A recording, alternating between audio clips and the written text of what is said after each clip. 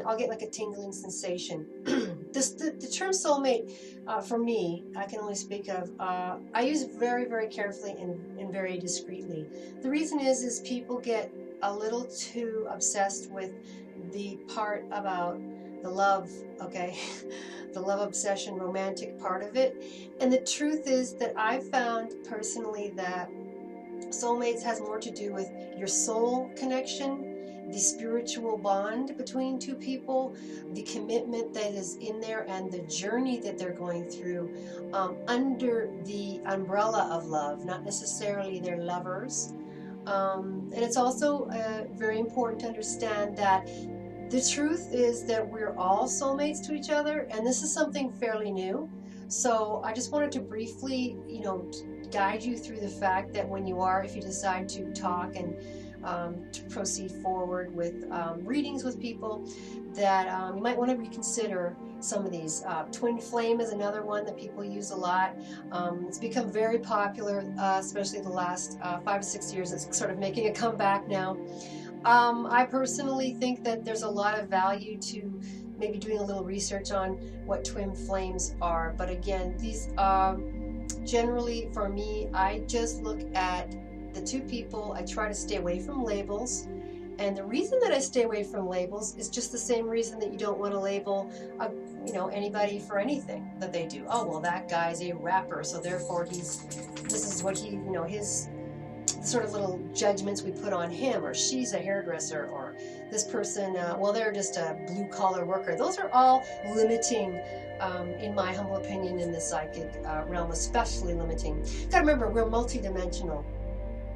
Okay, with that being said, getting back to the rounding out what the soulmate is and how to sort of work with your own love relationships, I think if you branch out and really, when you walk through the world, decide that everybody's a soulmate, don't you think that that would open up a lot of your consciousness in your heart chakra?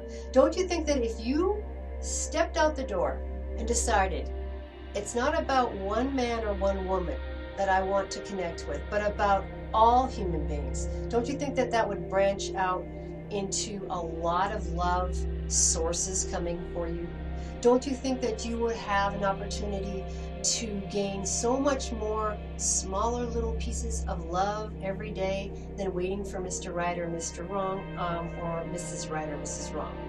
If you derive love in a spiritual sense from humanity as a source, everybody that you meet, everybody, child, elderly, if you look at them as the light that they are, and I'm not saying you have to like them as a person. They may be miserable, they may be not the most fun person in the world, but I'm saying look at the light within. You'll find yourself enjoying your life a lot more. And once again, that goes again with my course about walking through the world, with a sense of a newfound, sense of spirituality, part of the psychic, if you will.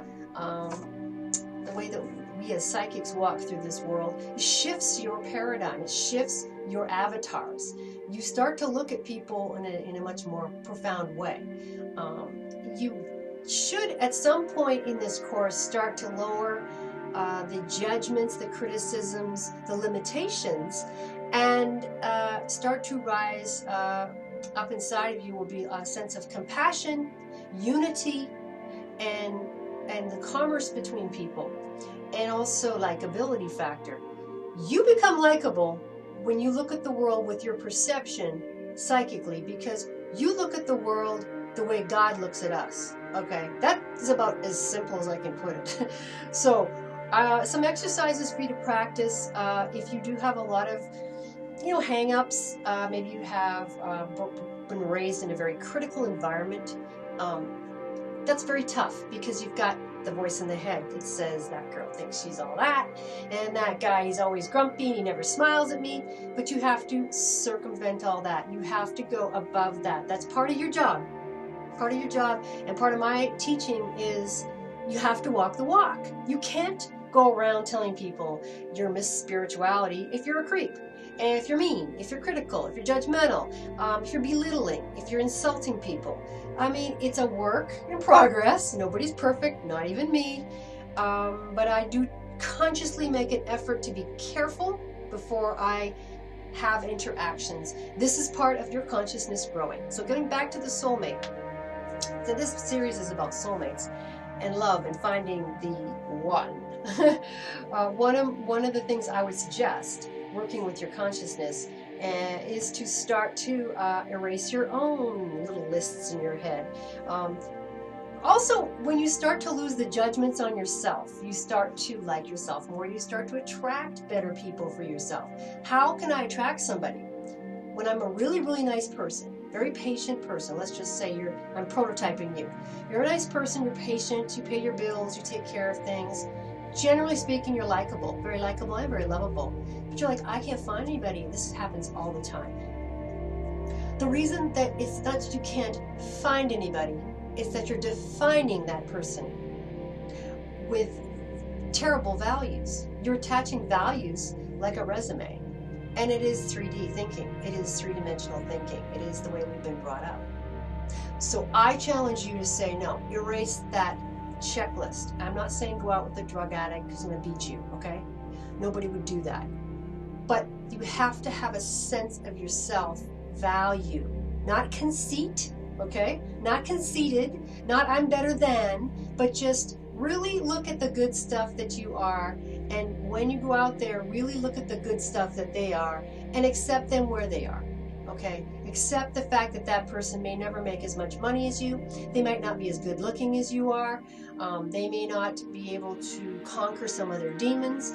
They may have food problems or addictions with food, family issues or history.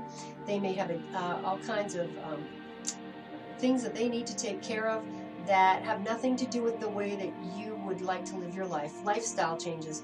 So going back and just really taking a good look at this, I want you to start framing your life. Number one, frame your life from a conscious point of view, okay? Which means some of the principles are drop your ego, pick up some humility, drop the criticisms and judgments, pick up some compassion, walk through the world with with the perception of love and soulmates that are around you everywhere.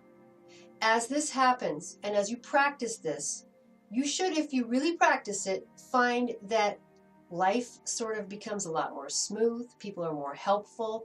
You like yourself more, which is key. Your self-esteem comes up because you like how you are walking. You like how you are talking. So everything comes back to loving the self. I haven't talked about that a lot in this particular course so far. That isn't in this particular mode. Maybe the next course I will go into a lot more self-love and sort of that whole paradigm. But right now I'm focusing on this particular lecture is about the soulmate and how to collectively walk in love, you know, and be in love. And I'll even dare to say love yourself a little bit more. Okay, I hope you've enjoyed this.